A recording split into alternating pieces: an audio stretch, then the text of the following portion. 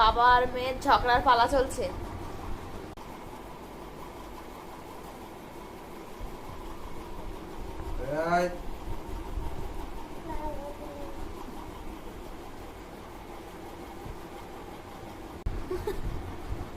মাঝখানে আমি এই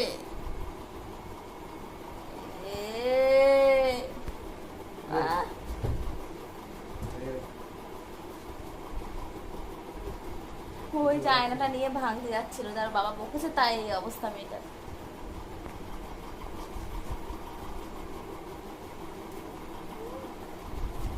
ওই মেরে দিল যা।